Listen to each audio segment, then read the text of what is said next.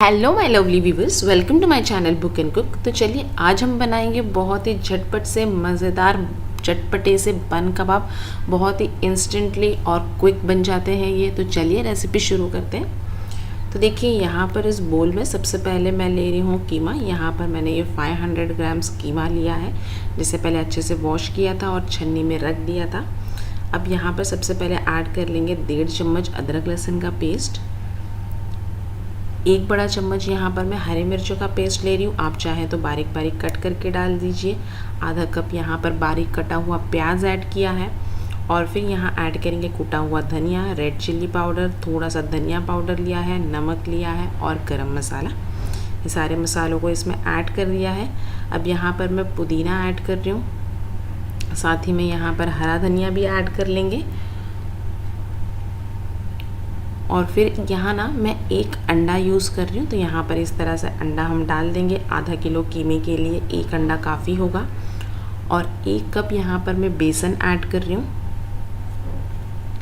और साथ ही में यहाँ ऐड कर देंगे 2 चम्मच कॉर्नफ्लावर।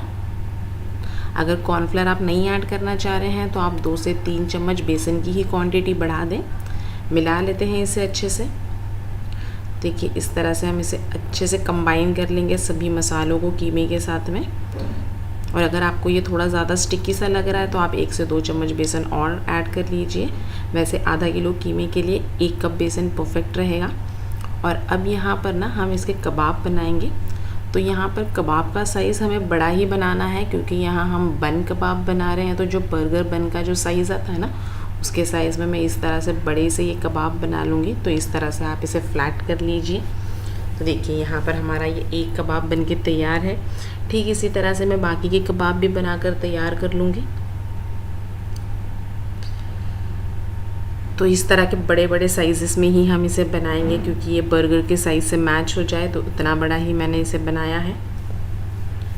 तो सारे कबाबों को इसी तरह बनाकर तैयार कर लेंगे जल्दी से। तो देखिए बहुत ही आसान सी और क्विक रेसिपी है। तो देखिए यहाँ हमारे कबाब बनके तैयार हो गए हैं। तो पहले इस तरह हम सारे कबाब को तैयार कर लेंगे, उसके बाद हम इसे फ्राई करने के प्रोसेस में जाएंगे। तो देखिए यहाँ पर मैंने तेल गरम करने के लिए रखा हुआ था। अब एक एक कबाब को हम इसमें डाल के फ्राई कर लेंगे। तो यहाँ पर हमारे कबाब का साइज़ काफ़ी बड़ा है, इसलिए मैं एक एक करके ही इन्हें फ्राई करूँगी। तो देखिए एक साइड से अच्छे से फ्राई होने के बाद दूसरे साइड हम इसे पलट लेंगे। और देखिए इस पर बहुत अच्छा सा कलर आ गया है। दोनों ही साइड से मैंने इसे पलट पलट कर फ्राई किया है। तो यहाँ पर हमारा ये कबाब बनके तैयार है। अब इसे निकाल लेते हैं। ठीक इसी तरह से हम बाकी के भी कबाब फ्राई कर लेंगे। तो एक कबाब को यहाँ डाला है, 2 से 3 मिनट के लिए हम इसे फ्राई करेंगे एक साइड से, फिर पलट कर दूसरे साइड से भी फ्राई कर लेंगे। तो देखिए यहाँ पर हमारा ये कबाब तैयार हो गया है। तो आप चाहें तो इस तरह से एक कबाब को सिर्फ सर्व कर ले, लेकिन आज हम इन्हें बंस के साथ बनाएंगे। तो इसके लिए हमें एक सॉस की ज़रूरत है। तो चलिए यहाँ एक क्विक सॉस बनाते हैं, जिसके लिए मैंने हाफ कप मेयोनीज लिया है। इसमें 2 चम्मच टोमेटो केचप ऐड करेंगे और 1 चम्मच रेड चिल्ली सॉस ऐड किया है मैंने। बस मिला लीजिए इसे अच्छे से। और यहाँ पर हमारा ये क्विक सा बर्गर के लिए सॉस बन के तैयार हो गया है। इसे साइड में रखते हैं। और यहाँ पर मैंने लिए हैं ये बर्गर बन्स, जो आपको बहुत आसानी से अवेलेबल हो जाते हैं। तो यहाँ पर सबसे पहले हमने ये जो क्विक वाला सॉस बना कर रखा हुआ है वो इस पर हम डाल देंगे। और अगर बच्चों के लिए बना रहे हैं तो आप रेड चिली सॉस स्किप कर दीजिए। आप सिर्फ केचप यूज़ कर सकते हैं या फिर सिर्फ मेयोनीज़ भी यूज़ कर सकते हैं। और यहाँ पर थोड़े से पत्ता गोभी मैं रख रही हूँ।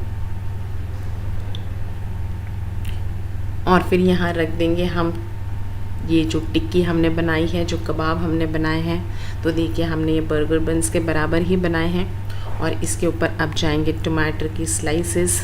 तो इस तरह से टमाटो को आप स्लाइसेस में कट कर लीजिए। और फिर इसके बाद में हम अनियन लेंगे।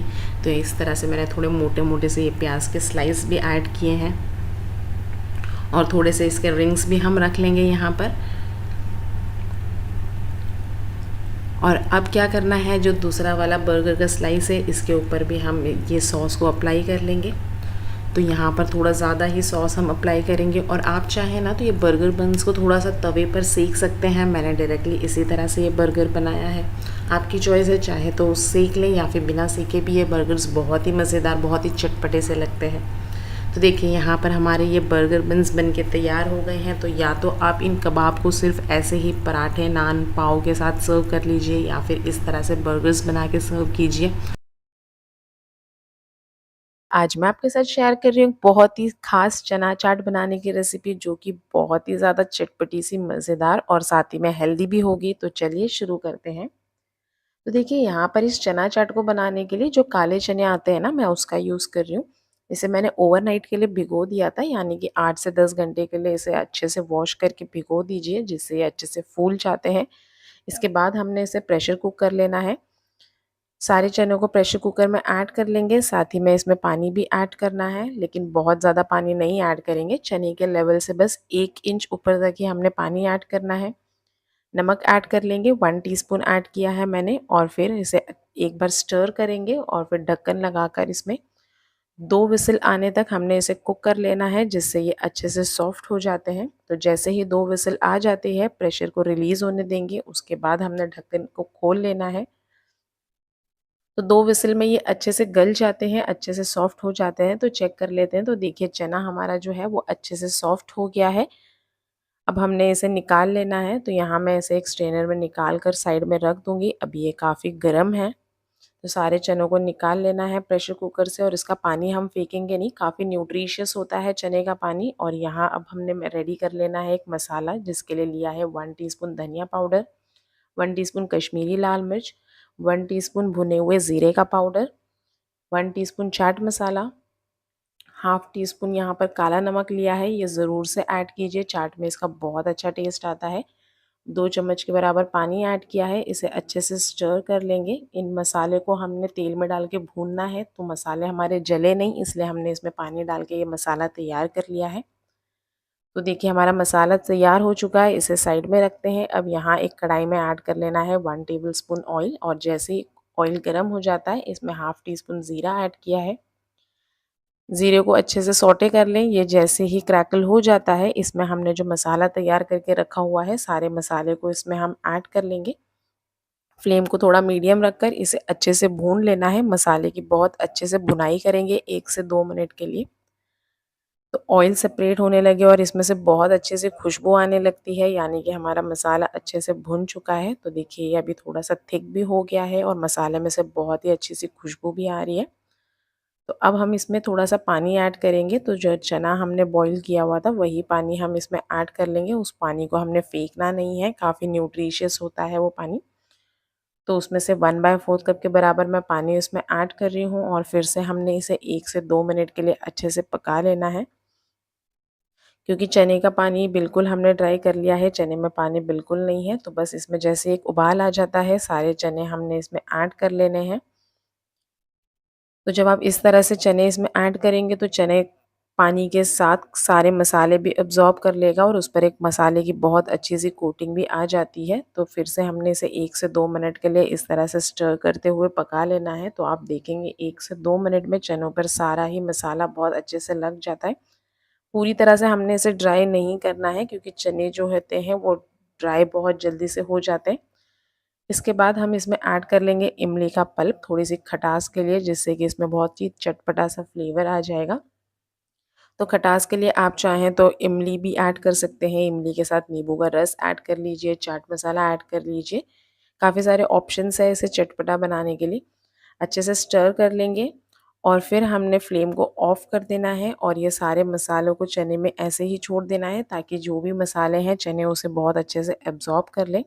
तो ये लीजिए हमारे चने रेडी हो गए हैं। फ्लेम को हम ऑफ़ कर देंगे, और यहाँ पर हमने ये कुछ चॉपिंग करके रखी हुई है, जिसमें मैंने टमाटर लिए हैं, प्याज लिए बारीक चॉप करके, हरी मिर्च है, खीरे को भी मैंने इस तरह से बारीक-बारीक चॉप करके लिया हुआ है, हरा धनिया है, और साथ ही में एक आलू बॉईल करके उसको भी छोटे-छोटे पीसेस में कट करके ले लिया है।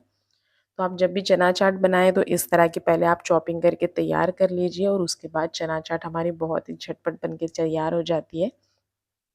अब ये सारी वेजेस को हमने इसमें ऐड कर लेना है। टमाटर है, प्याज है, तो इन्हें हम कुक नहीं करेंगे। इस स्टेज पर चने हमारे हल्के गरम ही हैं, तो ये सारी चीज़ों को गरम चने में हमने ऐड कर देना है, और फिर इसे अच्छे से स्टर करेंगे। तो इसे बहुत अच्छे से स्टर कर लेंगे। हमने ये सारी चीज़ों को पकाना बिल्कुल नहीं है फ्लेम पर। चनों के गैस को बंद करने के बाद ही हमने ये सारी चीज़ें ऐड करना है, क्योंकि ये जो प्याज है, खीरा है, इन सब का जो क्रंच है ना, वो चना चाट में बहुत अच्छा लगता है। तो हम कुक नहीं करेंगे, बस गरम-गरम चने में हम इसे ऐड कर देंगे और ये लीजिए हमारी बहुत ही ज़बरदस्ती चटपटी सी मज़ेदार चना चाट बनके तैयार हो गई है। आप भी इस रेसिपी को ज़रूर ट्राई कीजिए। तो इसे हम इफ्तार दावत के लिए बनाइए, रोज़ इफ्तारी के लिए आप बना सकते हैं। बहुत ही मज़े के बनते हैं ये चना चाट। आखिर कैसे बनते हैं परफेक्ट मार्केट स्टाइल मोमोज? अगर आप भी यही सोच रहे हैं तो इस रेसिपी को एक बार ज़रूर ट्राई कीजिए और इसी के साथ सर्व करने वाली चटनी साथ ही में परफेक्ट चिकन की फिलिंग बनके तैयार करेंगे। तो आइए देख लेते हैं इसे कैसे बनाना है। तो देखिए, सबसे पहले मोमोज बनाने के लिए इसके लिए हम एक आटा गूंद लेंगे, जिसके लिए मैंने 250 ग्राम्स मैदा लिया हुआ है। इसमें नमक ऐड करेंगे टेस्ट के हिसाब से। 2 कप मैदा लिया है। आप चाहे तो 1 कप मैदा और 1 कप गेहूं के आटे में भी बना सकते हैं, लेकिन मोमोज जो है ना वो मैदे के आटे से ही बनाए जाते हैं तो ज़्यादा क्रिस्पी और अच्छे से लगते हैं। इसमें थोड़ा थोड़ा करके पानी ऐड करके इसका सेमी सॉफ्ट आटा गूंथ लेना है। तो इसमें पंचेस ना बहुत अच्छे से लगाइए, जिससे अच्छे से स्मूथ हो जाए, तभी हमारे मोमोज के ऊपर की लेयर क्रिस्प और बहुत ही अच्छी बनेगी। और फिर आटे को 10 से 15 मिनट के लिए हम रेस्ट के लिए छोड़ देंगे ताकि ये अच्छे से सेट हो जाए। और फिर फिलिंग के लिए यहाँ मैंने आधे कप के बराबर बॉईल किए हुए कॉर्न्स लिए हैं, 4 हरी मिर्च ली है, 8 से 10 लहसुन की कली ली है और सेम क्वांटिटी में हम इसमें अदरक भी ऐड करेंगे। कॉर्न्स ऐड करना इसमें पूरी तरह से ऑप्शनल है, अगर है तो आप ऐड कर दीजिए या फिर स्किप भी कर सकते हैं। और फिर इसे दरदरा सा हम ग्राइंड कर लेंगे, बहुत ज़्यादा फाइन नहीं करना है, पानी वगैरह बिल्कुल नहीं ऐड करना है। और अगर आप कॉर्न्स नहीं ऐड कर रहे हैं तो सिर्फ अदरक, लहसुन और हरी मिर्च को दरदरा सा ग्राइंड कर लीजिए। साथ ही में मैंने यहाँ 500 ग्राम्स बोनलेस चिकन लिया है, जिसे बॉईल करने के लिए रख दिया था, और बॉईल करने के बाद इसे आप चाहें तो श्रेड कर लें, या फिर मैं इसे ना ग्राइंडिंग जार में ऐड करके इसे पल्स मोड पर चलाकर ग्राइंड कर लेती हूँ, जिससे हमारी चिकन की फिलिंग इवनली ग्राइंड हो जाती है। तो देखिए, इस तरह से सिंपली आपको चिकन को ग्राइंड कर लेना है। जब आप इस तरह से ये फिलिंग बनाएंगे ना मोमोज के लिए, बहुत ही मज़े की लगती है। चिकन को ग्राइंड करने के बाद चलिए अब इसकी फिलिंग तैयार कर लेते हैं। तो ये बोल में मैंने ग्राइंड किया हुआ चिकन ऐड कर लिया है, और फिर ये कॉर्न, हरी मिर्च, लहसुन, अदरक का जो मिक्सचर हमने बनाया था, साथ ही में बारीक चॉप किया हुआ हरा धनिया ऐड करेंगे। नमक ऐड कर लेंगे टेस्ट के हिसाब से। इसी के साथ 1 टीस्पून के बराबर चिली फ्लेक्स ऐड कर रही हूँ। साथ ही में ऑरिगेनो भी ऐड कर लेंगे 1 टीस्पून। और फिर आजकल ना बच्चों को ये चीज़ वगैरह बहुत पसंद आती है, तो थोड़ा सा चीज़ी फ्लेवर देने के लिए 1 से 2 चीज़ क्यूब्स आप इसमें ग्रेट करके ऐड कर लीजिए। पूरी तरह से ऑप्शनल है, अगर पसंद करते हैं तो क्वांटिटी बढ़ा भी सकते हैं आप चीज़ की। मिक्स कर लेंगे इसे। देखिए, हमारी बहुत ही सिंपल सी लेकिन बहुत ही ज़बरदस्त चिकन की फिलिंग बनके तैयार हो गई है। लास्ट में थोड़ा सा मैंने इसमें चिकन मसाला भी ऐड किया है। फिलिंग को साइड में रखते हैं और यहाँ पर आटे को रेस्ट पर करते हुए 15 मिनट हो चुके थे। ये अच्छे से सॉफ्ट हो गया है। थोड़े से पंचेस और लगाकर इसे स्मूथ करके हमने रोल कर लेना है। और रोल करने के बाद इसे मैं ना इक्वल पोर्शंस में इस तरह से कट करके डिवाइड कर लूँगी, जिससे कि हम इसे इवनली बेल पाएँ। और फिर इसे आपको बड़े साइज़ में बेल लेना है, और फिर किसी भी कुकी कटर की मदद से या फिर ग्लास कटोरी की मदद से उसकी एज से हम इसे कट कर लेंगे। आप चाहे तो मोमोज के लिए ये जो रोटी है ना, एक एक करके भी बेल सकते हैं, या फिर एक बड़ी रोटी बेल कर इसमें से छोटे छोटे से पोर्शंस हम कट कर लेंगे, और जो एक्स्ट्रा पार्ट है उसे निकाल कर हटा लेंगे। लेकिन ध्यान रखना है कि जब आप इसे बेल रहे हैं तो इसे आपको अच्छे से पतला ही बेलना है, सभी साइड से इवनली बेलना है, और फिर सेंटर में चिकन की फिलिंग रख देंगे और फिर मोमोज को शेप दे देना है। वैसे तो मोमोज बनाने के काफ़ी सारे मेथड होते हैं, आपको जो भी इजी लगता है वो मेथड से बना सकते हैं, लेकिन ये वाला प्रोसेस ना काफ़ी इजी है। आपको एक एंड से स्टिक करना है और फिर छोटे छोटे से एक साइड से प्लेट्स बनाकर इसे दूसरी जगह स्टिक करते जाना है। तो अगर आप एक बिगनर हैं तो स्टार्टिंग में एक तो बनाते हुए आपको शायद थोड़ी सी प्रॉब्लम आ सकती है, लेकिन जैसे जैसे आप इसे बनाएंगे ना तो आप इसे बहुत आसानी से शेप कर सकते हैं। मैं आपको एक बार दोबारा से बताती हूँ कि इसे कैसे शेप करना है। पहले एक एंड को आप इस तरह से स्टिक कर लीजिए, और फिर मोमो के एक साइड में छोटे छोटे से प्लेट्स बनाइए, उसे स्टिक कर दीजिए दूसरे एंड पर। तो थोड़े थोड़े से डिस्टेंस पर आपको ये फोल्ड्स लेना है और इसे स्टिक करते जाना है, जिससे आप बहुत आसानी से ये मोमोज बनाकर तैयार कर सकते हैं। सेम प्रोसेस को रिपीट करते हुए मैं सारे मोमोज बनाकर तैयार करूंगी। और फिर यहाँ एक बर्तन में मैंने पानी बॉईल होने के लिए रखा था, इस पर एक छन्नी रख देते हैं और जैसे ही पानी बॉईल हो जाता है एक एक करके ये मोमोज को हमने स्टीम होने के लिए रख देना है। आप चाहें तो डायरेक्टली इसे बनाने के बाद फ्राई भी कर सकते हैं अगर आप फ्राइड मोमोज पसंद करते हैं तो, और फिर इसे हम 20 मिनट के लिए मीडियम फ्लेम पर स्टीम के लिए छोड़ देंगे। तब तक ये बाकी के मोमोज भी हम तैयार कर लेंगे। तो देखिए पहले मैंने इस तरह की छोटे छोटे साइज की ये रोटी बना ली है और इसमें चिकन की फिलिंग ऐड करके सेम प्रोसेस को रिपीट कर लेंगे। इस तरह के प्लेट्स बनाना है और स्टिक करते जाना है जिससे कि आप इस तरह का ये मोमो का शेप बना सकते हैं। वैसे तो आपकी चॉइस है, आप किसी भी मेथड से किसी भी प्रोसेस में ये फोल्ड कर सकते हैं। तो देखिए यहाँ पर हमने ये कुछ मोमोज बनाकर तैयार कर लिए हैं, कुछ मोमोज हमने स्टीम होने के लिए छोड़ दिए हैं और तब तक हम ये चटनी बना लेते हैं। चटनी के लिए एक कढ़ाई में मैंने 1 कप के बराबर पानी ऐड किया है। फिर इसमें 3 मीडियम साइज के लाल लाल टमाटर ही लेना है आपको, क्योंकि जो मोमो की चटनी होती है वो थोड़े रेड साइड पे ज़्यादा होती है, इसलिए लाल टमाटरों का यूज़ किया है। 7 से 8 कश्मीरी लाल मिर्ची है जो ज़्यादा स्पाइसी नहीं होती है। साथ ही में 10 से 15 लहसुन की कली ऐड की है। लहसुन की क्वांटिटी इसमें थोड़ी ज़्यादा ही होती है। साथ ही में अदरक के टुकड़ा ऐड किया है और फिर इसे हाई फ्लेम पर हमें तब तक कुक करना है जब तक टमाटर पूरी तरह से सॉफ्ट नहीं हो जाते हैं। टमाटर को हमने छोड़ दिया है, तब तक मोमोज हमारे चेक कर लेते हैं। इसे पकते हुए 20 मिनट हो गए हैं। तो देखिए इसके ऊपर जो कलर है ये हल्का सा चेंज हो गया, यानी कि हमारे मोमोज परफेक्टली स्टीम हो चुके हैं। निकाल लेंगे इन्हें। तो देखिए इस तरह से आप ये स्टीम मोमोज बना के तैयार कर सकते हैं। अब बाकी के जो मोमोज हमने तैयार किए थे उसी भी मैं स्टीम होने के लिए रख दूंगी। इसे अच्छे से कवर करके 20 मिनट के लिए छोड़ देंगे। तब तक देखिए यहाँ पर हमारे टमाटर भी बॉईल होने लगे हैं। अब इसमें हमने क्या करना है, 1 टीस्पून के बराबर मैंने कॉर्नफ्लावर लिया है। आधे कप पानी में इसे अच्छे से मिक्स कर लीजिए। इसकी स्लरी तैयार करेंगे और फिर इसे हमने इसमें ऐड कर लेना है, जिससे कि जो हमारी चटनी है ना इसमें थोड़ी हल्की सी थिकनेस आ जाती है। रेड फूड कलर भी ऐड किया है, थोड़ा मार्केट स्टाइल इसमें लुक देने के लिए। हाई फ्लेम पर 2 से 3 मिनट के लिए और कुक करेंगे और जैसे जैसे आप इसे कुक करेंगे ना तो इसमें हल्की सी थिकनेस आ जाएगी। बहुत ज़्यादा हमने इसमें कॉर्नफ्लावर नहीं ऐड करना है। और जैसे इसमें उबाल आ जाता है, थोड़ा सा ठंडा होने के बाद इस मिक्सचर को हम ग्राइंडिंग जार में ऐड करके ग्राइंड कर लेंगे। बिल्कुल फाइन इसे ग्राइंड करना है प्योरे की तरह। और दोबारा से हम इसे कढ़ाई में ऐड कर देंगे। फ्लेम को ऑन करके इसे हाई फ्लेम पर कुक करते रहना है। तो इसमें जो भी रॉ स्मेल वगैरह है वो कुछ भी नहीं आएगी और हमारी चटनी बहुत ही लाजवाब से बनके तैयार होगी। अब इसमें मैं 1 टीस्पून ऐड कर रही हूँ कुकिंग ऑयल। नमक ऐड कर लेंगे टेस्ट के हिसाब से। 1 टीस्पून सोया सॉस ऐड किया है, डार्क सोया सॉस। और 1 टीस्पून चीनी भी ऐड की है। थोड़े से हरा धनिया ऐड किया है। आप चाहें तो हरे धनिया के स्टेम भी ऐड कर सकते हैं और 2 से 3 मिनट के लिए इसे हाई फ्लेम पर कुक करेंगे। तो देखिए यहाँ पर हमने सारे ही ये मोमो को स्टीम करके भी निकाल लिया है। आप चाहें तो आप इसे डायरेक्टली स्टीम मोमो सर्व कर लीजिए या फिर आप इसे डीप फ्राई कर लीजिए या फिर शैलो फ्राई कर लीजिए। तो मुझे तो ना डीप फ्राई वाले ये मोमोज बहुत अच्छे लगते हैं, क्रिस्पी क्रिस्पी से। तो चलिए इसे डीप फ्राई कर लेते हैं। और अगर आप शैलो फ्राई करना चाहें तो बस थोड़ा सा ऑयल ऐड करके इसे फ्राई कर लीजिए। तो देखिए 3 से 4 मिनट के लिए इसे मीडियम फ्लेम पर फ्राई करेंगे। जब तक इस पर एक अच्छा सा खूबसूरत सा गोल्डन कलर नहीं आ जाता है तब तक हमने इसे अच्छे से फ्राई करना है। तो देखिए अब इस पर अच्छा सा कलर आ चुका है। 4 मिनट में ये अच्छे से हमारे मोमो फ्राई हो गए। तो कुछ लोग इसे डायरेक्टली भी फ्राई कर लेते हैं। मैंने यहाँ पर पहले इसे स्टीम किए हैं और स्टीम करने के बाद मैं इसे फ्राई कर रही हूँ। तो इस तरह से आप बहुत आसानी से ये मार्केट स्टाइल वाले बहुत ही ज़बरदस्ती चिकन फिलिंग वाले मोमोज घर पर बनाकर तैयार कर सकते हैं। निकाल लेते हैं इन्हें और ये देखिए हमारे बहुत ही क्रिस्पी से लाजवाब से मोमोज बनके तैयार है। आप भी इस रेसिपी को एक बार ज़रूर ट्राई कीजिए और इसके साथ ये चटनी भी ज़रूर ट्राई कीजिए, बहुत ही मज़े की लगती है। आज मैं आपके साथ शेयर कर रही हूँ रमज़ानों की जान, जो कि है मालपुआ। और अगर रमज़ान में आपने मालपुआ नहीं खाया तो फिर क्या खाया। तो आज मैं आपके साथ मालपुआ बनाने की परफेक्ट रेसिपी शेयर कर रही हूँ। परफेक्ट मेजरमेंट्स के साथ इसे बनाएंगे, बिल्कुल मार्केट की तरह स्ट्रीट स्टाइल में आपका मालपुआ घर पर आसानी से बनकर तैयार होगा।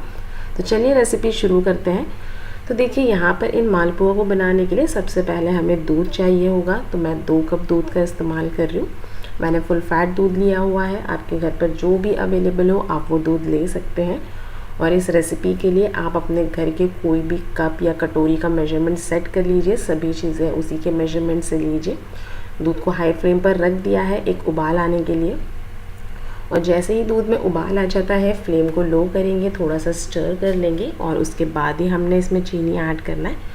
तो हमेशा आप ध्यान रखिए दूध में हमेशा एक उबाल आने के बाद ही चीनी ऐड कीजिए। अगर पहले ऐड कर देते हैं तो दूध पतला हो जाता है, उसमें गाढ़ापन नहीं रहता है।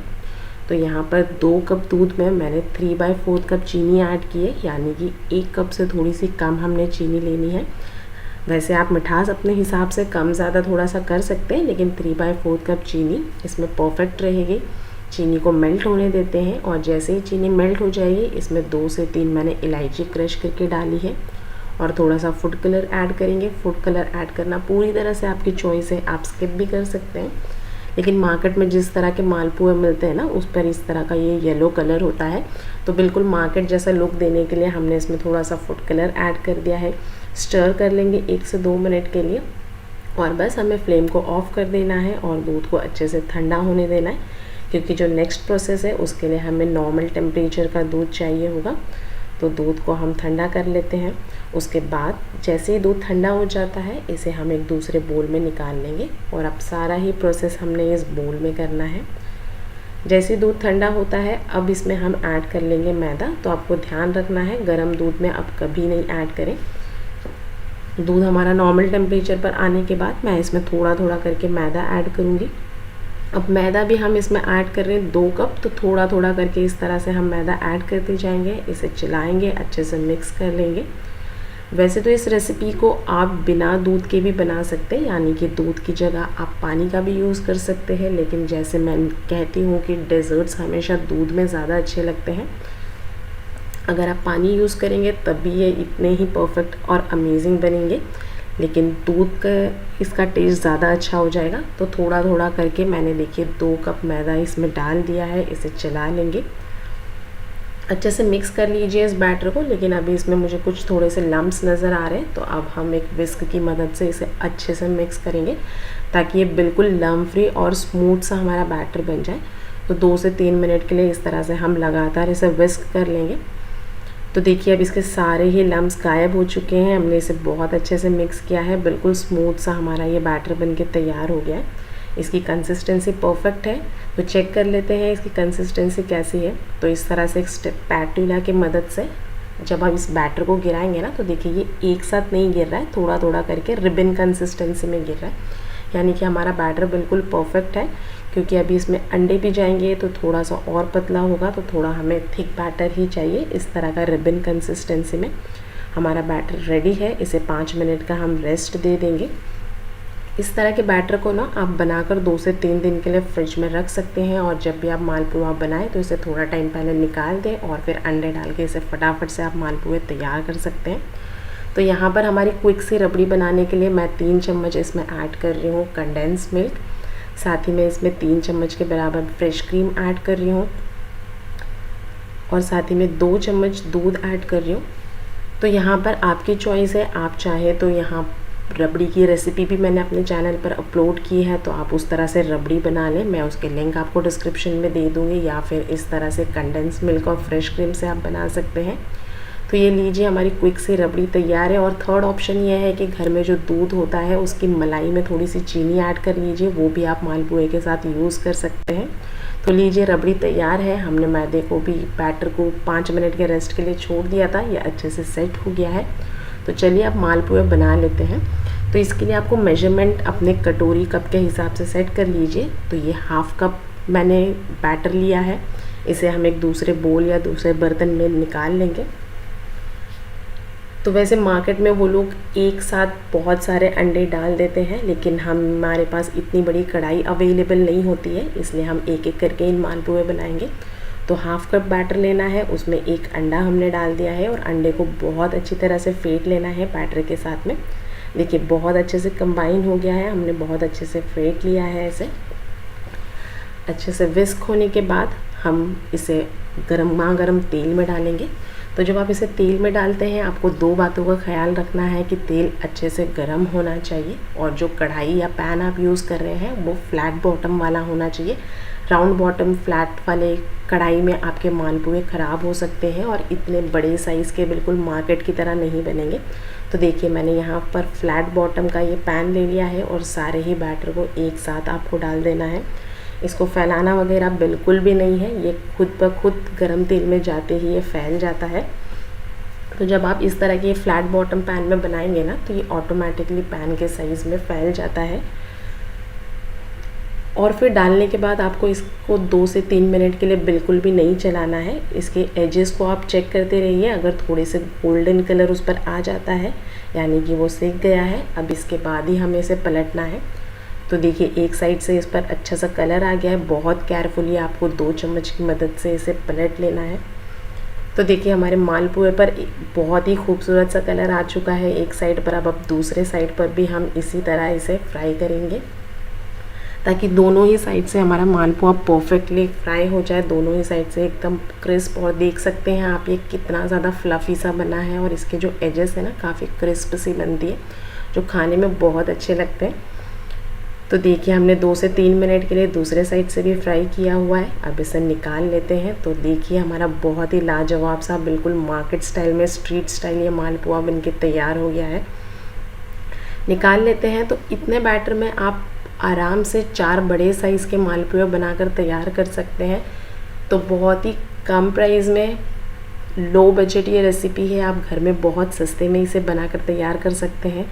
2 कप मैदे से हमने बड़े साइज़ के 4 मालपुए तैयार किए हैं। तो चलिए अब इसे रबड़ी के साथ सर्व कर लेते हैं बिल्कुल स्ट्रीट स्टाइल में। तो देखिए यहाँ पर मालपुए पर जो हमने क्विक रबड़ी बनाई हुई थी वो सारी रबड़ी को हम इस तरह से इस पर स्प्रेड कर देंगे, थोड़े से ड्राई फ्रूट से गार्निश करेंगे और फिर इसे कट कर लेंगे। तो ये लीजिए हमारा बहुत ही अमेजिंग सा, सिंपल सा, सिर्फ 4 चीज़ों से बनके तैयार होने वाला परफेक्ट मालपुआ बनकर तैयार हो गया है। आप रेसिपी को डिटेल में फॉलो कीजिए, आपके मालपुए भी इतने ही ज़्यादा परफेक्ट बनके तैयार होंगे। और मुझे कमेंट में ज़रूर बताइएगा कि आपके मालपुए कैसे बने थे। तो ये लीजिए हमारा बहुत ही परफेक्ट सा मालपुआ, रबड़ी मालपुआ बनके तैयार हो गया है बिल्कुल स्ट्रीट स्टाइल में। आप भी इस रेसिपी को ज़रूर ट्राई कीजिए। उम्मीद करती हूँ कि आपको मेरी ये रेसिपी बहुत पसंद आएगी। और आज मैं आपके साथ शेयर कर रही हूँ सबका फेवरेट वड़ा पाव बनाने की रेसिपी। और ये जैसा स्ट्रीट स्टाइल में जैसे आप बाहर खाते हैं ना, बिल्कुल उसी तरह का बनके तैयार होगा। उसके लिए आपको रेसिपी एंड तक देखना है। और अगर सेम वड़ा पाव नहीं बनाना तो मुझे कमेंट में ज़रूर बताना। बिल्कुल जैसा आप खाते हैं वैसे ही वड़ा पाव आप घर पर बना सकते हैं। तो इसके लिए ग्राइंडिंग जार में सबसे पहले आपको लेना है 12 से 15 लहसुन की कलियां। और उसी के साथ मैंने 1.5 से 2 इंच का अदरक का टुकड़ा लिया था, जिसे धोकर छील कर छोटे छोटे टुकड़ों में कट किया है। इसी के साथ इसमें जाएगी 5 से 7 हरी मिर्च, या फिर आप अपने टेस्ट के हिसाब से एडजस्ट कर लें। नेक्स्ट मैं इसमें डाल रही हूँ 1 चम्मच जीरा, और जाएगा इसमें 1 चम्मच हरा धनिया। अगर धनिया नहीं है तो आप स्किप कर दीजिए। और बस इन सभी चीजों को आपको ग्राइंड कर लेना है। इसमें पानी बिल्कुल नहीं डालना है, हमें इस तरह से सूखा सूखा सा, दरदरा सा इसका मिक्सचर चाहिए, हमें इसका फाइन पेस्ट नहीं चाहिए। हाँ, तो बस यही मसाला बहुत ज्यादा इंपॉर्टेंट है इस वड़ा पाव को बनाने के लिए, जो आपको ओरिजिनल टेस्ट देगा। और अब यहाँ पर मैंने लिए हैं 4 मीडियम साइज के आलू, जिसे प्रेशर कुकर में 2 सीटी आने तक बॉईल कर लिया था।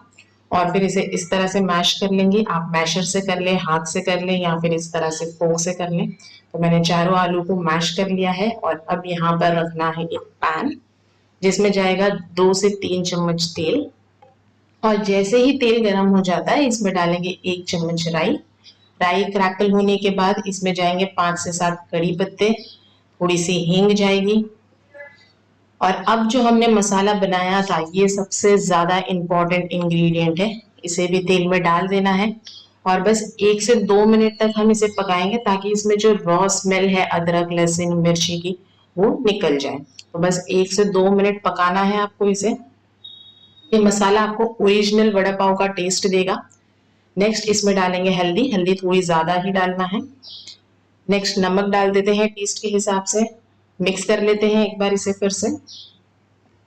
और अब जो आलू हमने मैश करके रखे हुए थे ना, बॉइल्ड आलू, उसे इसमें ट्रांसफर करना है।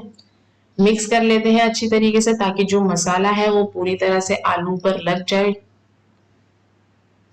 तो देखिए हमने पूरे मसाले को अच्छी तरह से मिक्स कर लिया है। तो काफी लोग सोचते हैं कि जो बाहर का वड़ा पाव है उसका टेस्ट घर में नहीं आता है, लेकिन ये गलत है। आप इस रेसिपी से बनाइए, आपको सेम जो बाहर वड़ा पाव खाते हैं उसका टेस्ट मिलेगा।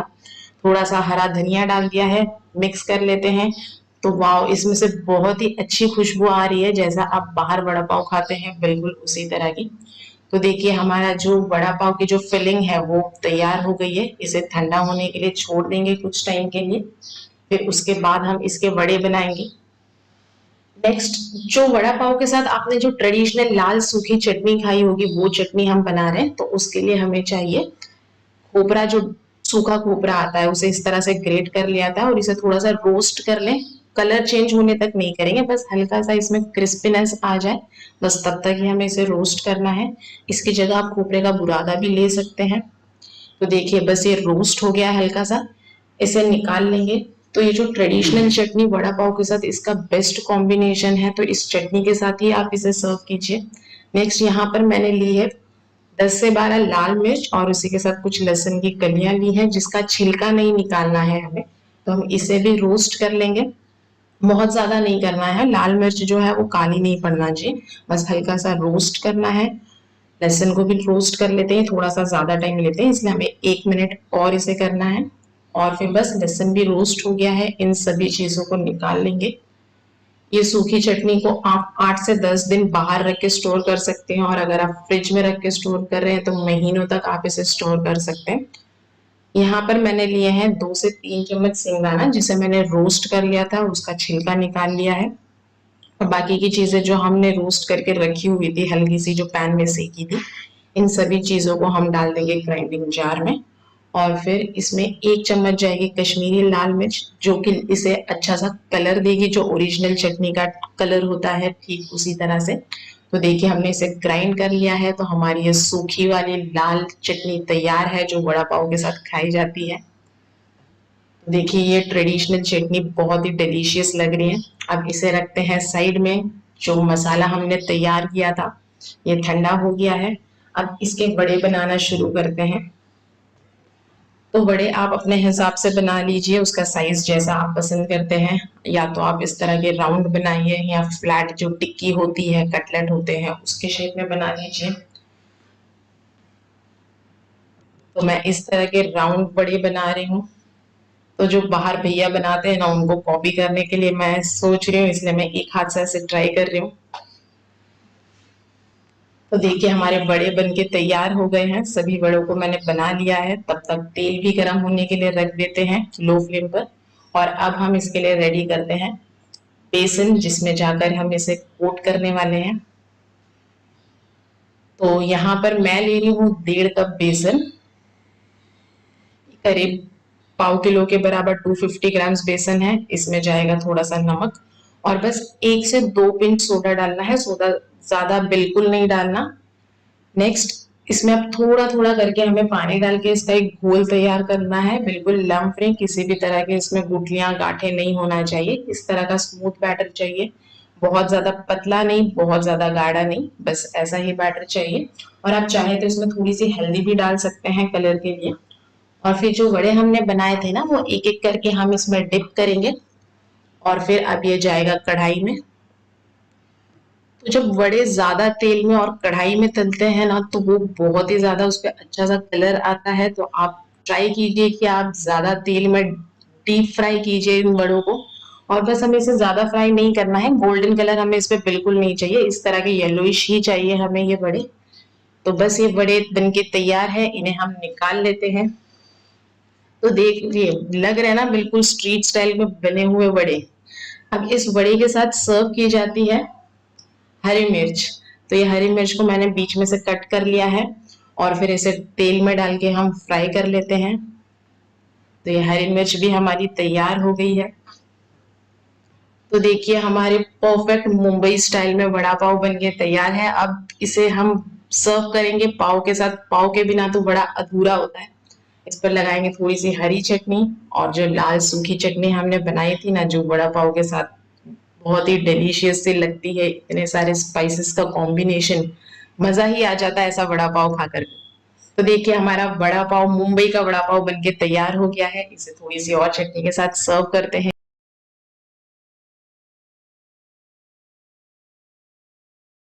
आज मैं आपके साथ शेयर कर रही हूँ बहुत ही क्रीमी और ज़बरदस्त सा रबड़ी शरबत बनाने की रेसिपी।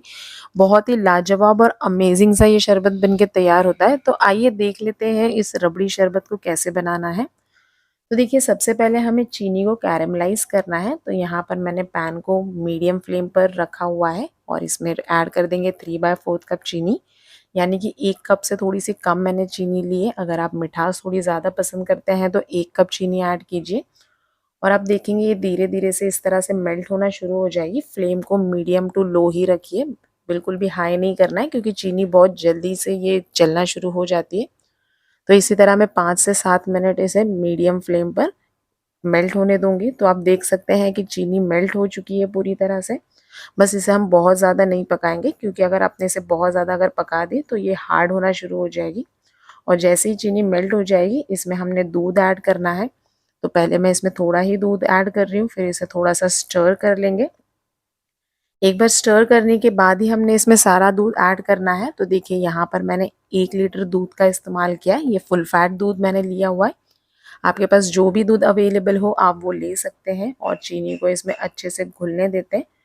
तो जब तक चीनी इसमें पूरी तरह से मिल नहीं जाती है, हम 2 से 3 मिनट के लिए इसे इसी तरह से स्टर करेंगे। अच्छे से मिला लेंगे तो आप देख सकते हैं कि कैरेमलाइज़ होने के बाद इसमें कितना खूबसूरत सा कलर आ चुका है, बिल्कुल रबड़ी की तरह ये नज़र आ रहा है। इसमें मैंने 2 हरी इलायची ऐड की है, 2 से 3 ड्रॉप ऐड करेंगे वैनिला एसेंस, जिससे कि इसका फ्लेवर एनहांस हो जाएगा और हमारा रबड़ी दूध बहुत ही ज़्यादा ज़बरदस्त ये बनके तैयार हो जाता है रबड़ी का शरबत। स्टर कर लेंगे 1 से 2 मिनट के लिए और फिर इसमें एक उबाल आने के लिए हम छोड़ देंगे। तो मैंने फ्लेम को मीडियम कर दिया है और अब यहाँ हमने लेना है एक आधा कप दूध लिया हुआ है। इसमें ऐड करेंगे 1 से 1.5 चम्मच के बराबर कस्टर्ड पाउडर। बहुत ज़्यादा नहीं ऐड करेंगे, अच्छे से स्टर कर लेंगे ताकि इसमें किसी भी तरह के लम्स वगैरह ना रहे। तो देखिए, हमने कस्टर्ड पाउडर ऐड किया हुआ है। अब इसे हम ऐड कर देंगे दूध में। तो बहुत ज़्यादा कस्टर्ड पाउडर नहीं ऐड करेंगे। अगर आप बहुत ज़्यादा ऐड कर देते हैं तो ये बहुत ज़्यादा थिक साइड पर हो जाएगा और जो शरबत है वो थोड़े से पतले साइड पर ही होता है। तो इसे हमें बस हल्का सा गाढ़ापन देना है, इसलिए मैंने 1 चम्मच ही ऐड किया है। स्टर करेंगे, 2 से 3 मिनट के लिए इसे पका लेंगे ताकि जो कस्टर्ड पाउडर है उसमें किसी भी तरह की रॉ फ्लेवर, रॉ स्मेल ना रहे। तो मैंने इसे 3 से 4 मिनट के लिए इस तरह से स्टर करते हुए पका लिया है ताकि कस्टर्ड के भी इसमें कोई लम्स वगैरह ना बने। तो देखिए, ये जो कंसिस्टेंसी है ना, ये परफेक्ट कंसिस्टेंसी है। हमें बहुत ज़्यादा थिक साइड पर भी नहीं चाहिए और बहुत ज़्यादा पतला भी नहीं चाहिए। ये परफेक्ट कंसिस्टेंसी है। इसे ठंडा होने देंगे और ठंडा होने के बाद ये थोड़ा सा और थिक हो जाएगा। तो यानी कि ये कंसिस्टेंसी परफेक्ट है। फ्लेम को ऑफ कर देंगे और इसे ठंडा होने के लिए रख देते हैं। तब तक यहाँ पर हम सब्ज़ा सीड्स भिगो देते हैं। ये सब्ज़ा सीड्स, जिसे तुकमलंगा भी कहा जाता है, आधे कप पानी में मैंने 1 से 1.5 चम्मच के बराबर सब्ज़ा भिगो दिया है। इसे रख देंगे साइड में ताकि ये अच्छी तरह से फूल जाए। और अगर आप सब्ज़ा पसंद नहीं करते हैं तो आप उसे स्किप भी कर सकते हैं। प्लेन इसी तरह का ये रबड़ी दूध बनाकर तैयार कर सकते हैं। तो देखिए, मैंने इसे बिल्कुल ठंडा कर लिया है फ्रिज में रखकर। तो देखिए, थोड़ा सा और ये थिक हो गया है। परफेक्ट है हमारा ये शरबत। इसमें ऐड कर लेंगे सब्ज़ा सीड्स जो हमने भिगो कर रखी हुई थी। ये अच्छी तरह से फूल चुकी है और फिर इसमें ऐड करेंगे थोड़े से नट्स। यहाँ पर मैंने काजू, बादाम, पिस्ता इस तरह से चॉप करके ऐड किया हुआ है। और फिर इसे और थोड़ा सा ठंडा ठंडा सा बनाने के लिए इसमें मैं ऐड कर दूँगी ढेर सारे आइस क्यूब्स। तो जब आप इसमें आइस ऐड करेंगे तो जो कंसिस्टेंसी थोड़ी सी थिक हो गई थी ना, वो बिल्कुल परफेक्ट हो जाएगी और एडजस्ट हो जाती है। अच्छे से स्टर कर लेंगे तो देखिए, हमारा रबड़ी वाला शरबत बनके तैयार हो चुका है। बहुत ही मज़े का बनता है, बहुत ही लाजवाब और बनाने में बहुत ही आसान है। बहुत ही झटपट आप इसे बनाकर तैयार कर सकते हैं। तो आप भी इस रेसिपी को ज़रूर ट्राई कीजिए, बहुत ही अमेजिंग बनके तैयार हो जाता है। तो एक बार इस रबड़ी वाले शरबत को बनाना तो बनता ही है, ज़रूर ट्राई कीजिए। और अगर आपको मेरी ये रेसिपी अच्छी लगी है तो वीडियो को लाइक कीजिए, चैनल को सब्सक्राइब कीजिए, अपने फ्रेंड्स एंड फैमिली में शेयर कीजिए। फिर मिलते हैं किसी नई रेसिपी के साथ। Till that time, bye bye and take care.